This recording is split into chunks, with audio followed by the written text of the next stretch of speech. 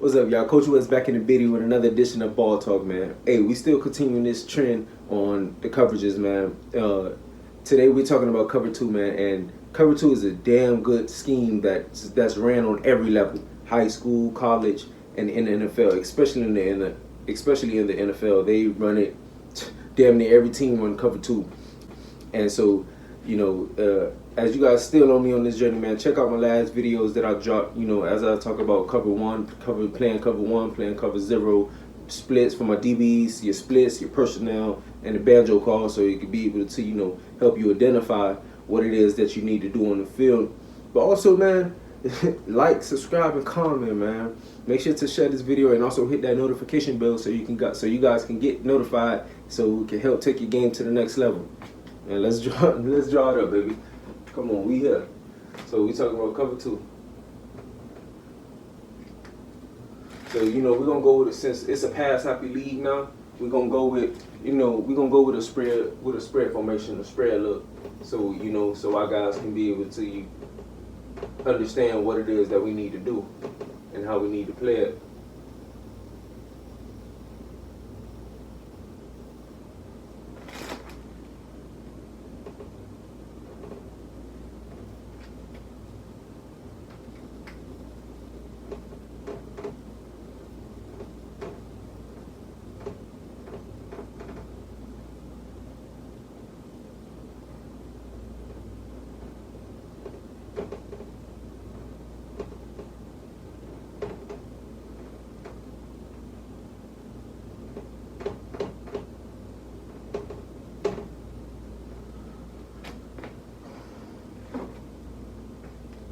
So this is how 43 defense look when you playing cover two.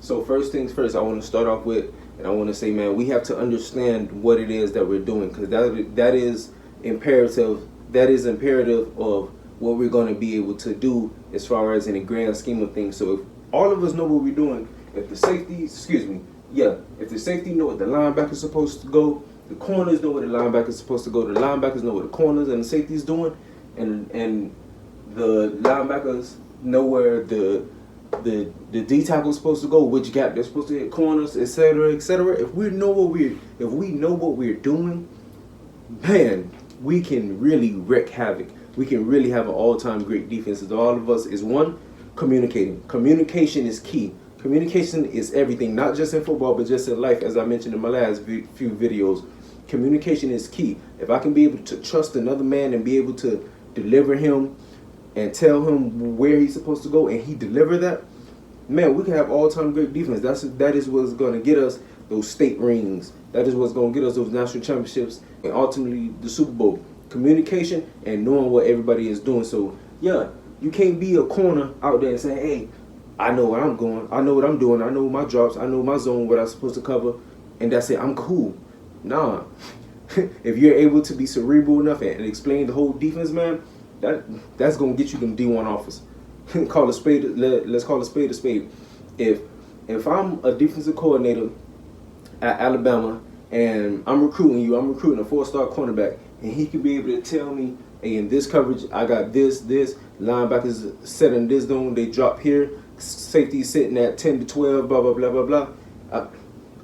I'm interested in this kid. Then I turn on his film, and he's actually performing what he's explained to me. I want to offer him based on that simple fact alone. But yeah, man, we have to understand, we have to know what it is that we're doing. So we're gonna kick things off a bit.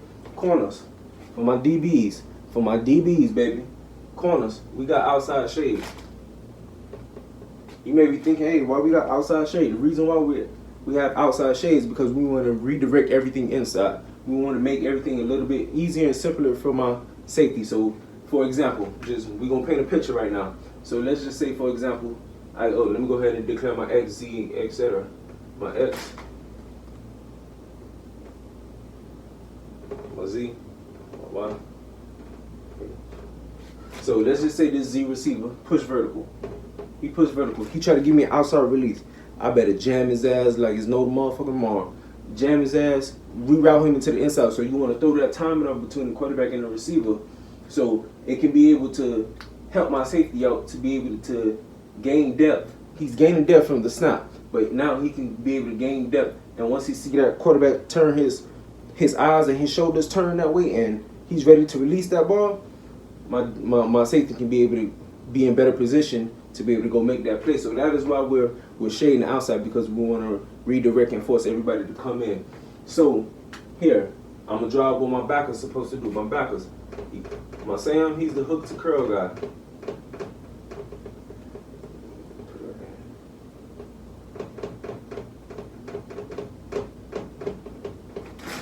My Will, he's the hook to curl guy.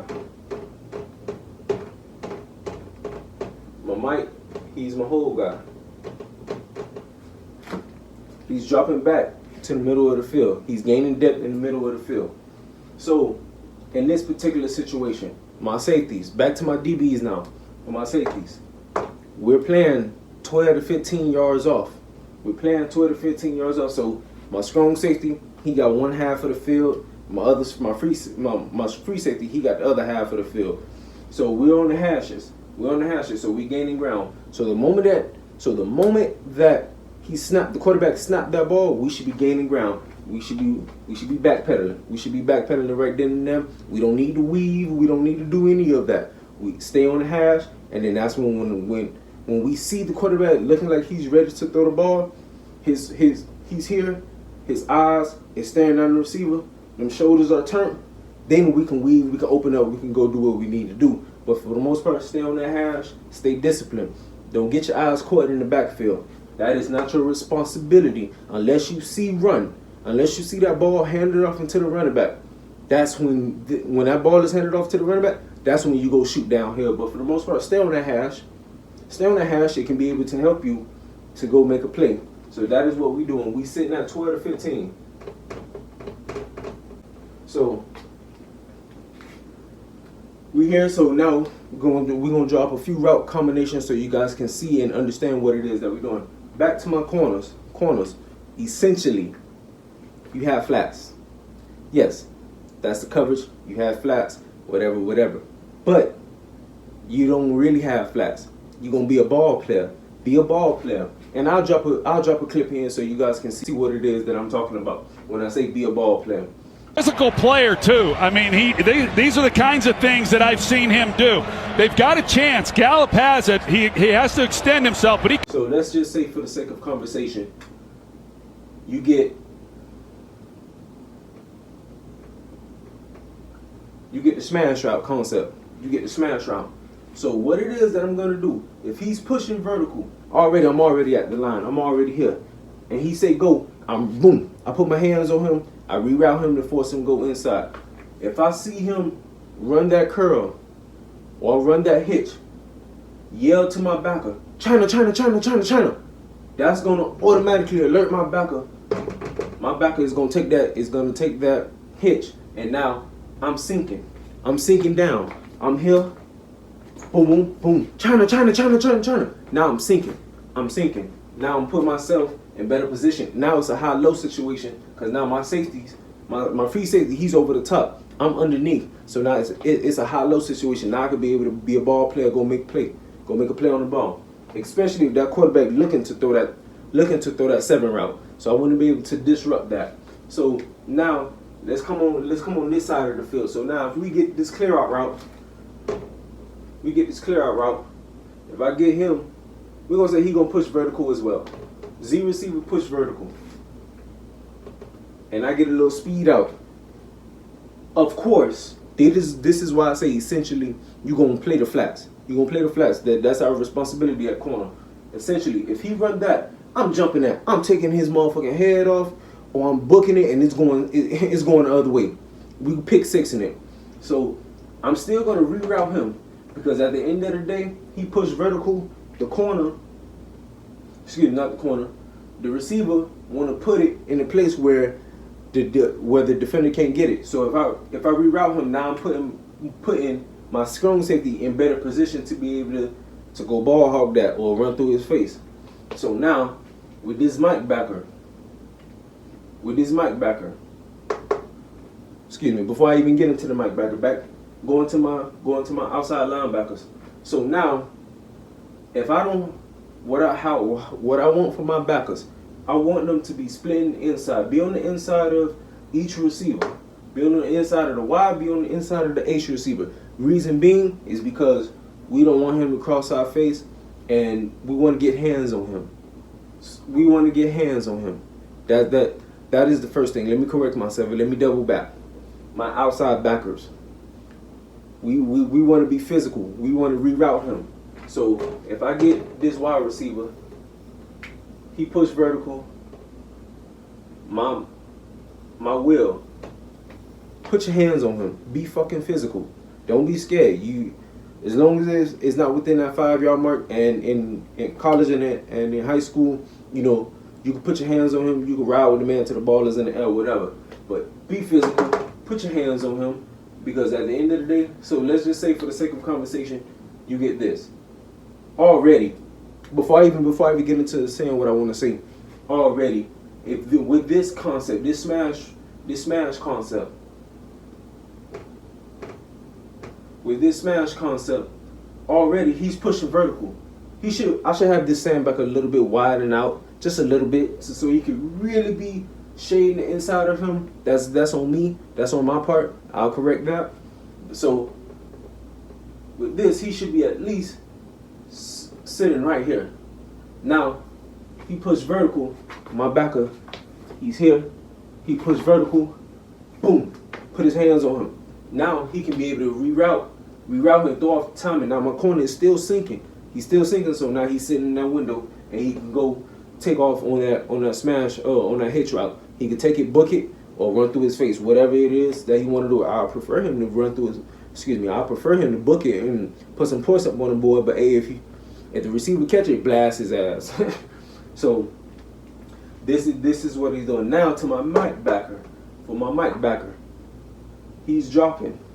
He's dropping down to the middle of the field. Reason being is because look at this real estate right here. There's an opening.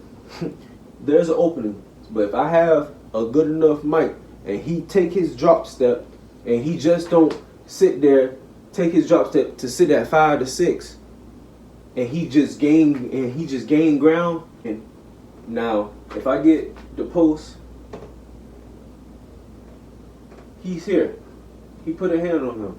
Now my backer is underneath. Hopefully he can be able to make a play, slap the ball out, or whatever, or if my safeties can be able to react and it can still be a high-low situation.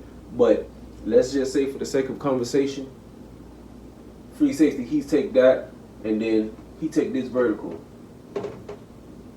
Hopefully, if the quarterback is staring down that receiver and his eyes and my safeties is being smart and he can see it, my safety can be able to react and help him flip his hips. Even if he got to flip his hips or even weave to the inside, he see it, that he's staring down, he weave to the inside. Now is a pick 6. He run that underneath, and then my safety is over the top. So this is how cover 2 is ran.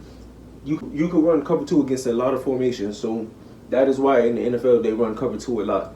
So take your game to the next level, man. Take this, dissect it, do what you got to do, and